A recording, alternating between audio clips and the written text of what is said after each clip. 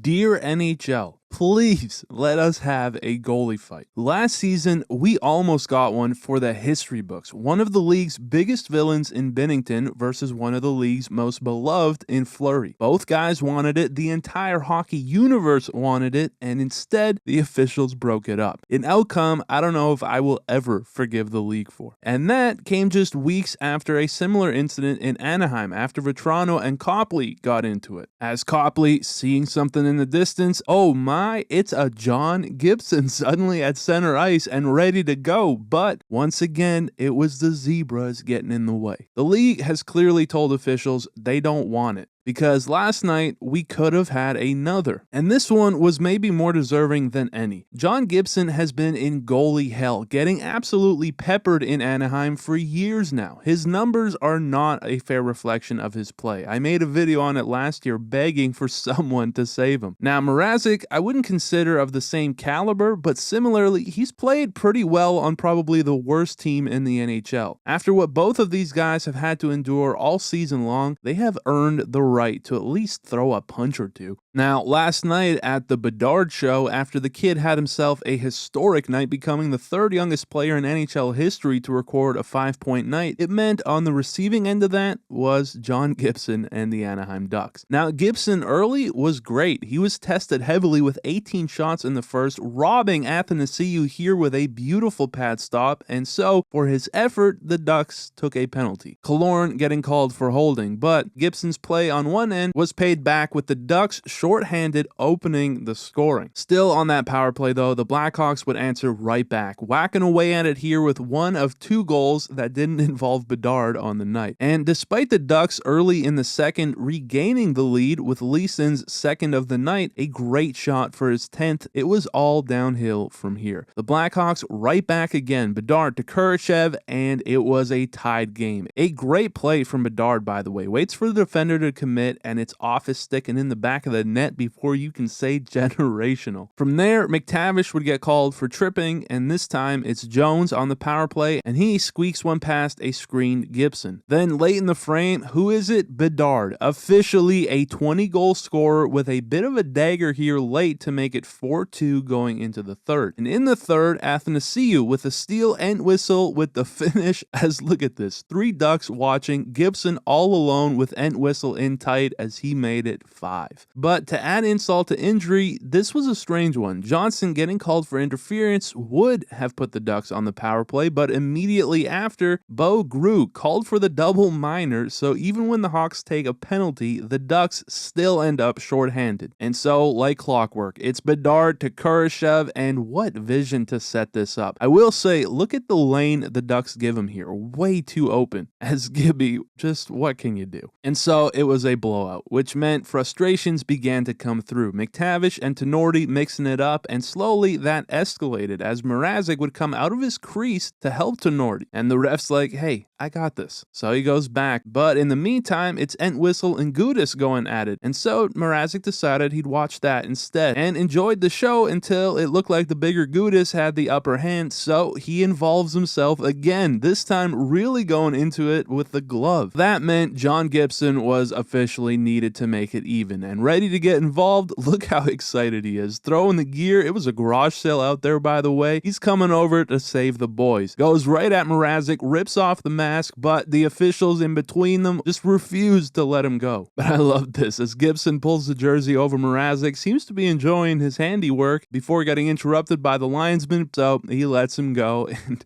I don't know, there was just something so funny about this whole sequence. Both guys seemingly having a good laugh at it all. But in the thick of this scrum, it was Mintyukov and Johnson having themselves a dance as Mintyukov laid a nasty punch. I have to wonder if he maybe broke the nose of Johnson here. He was bloodied up pretty good. But as things finally did get broken up, the two netminders were the last ones. Like, aw, is it actually over?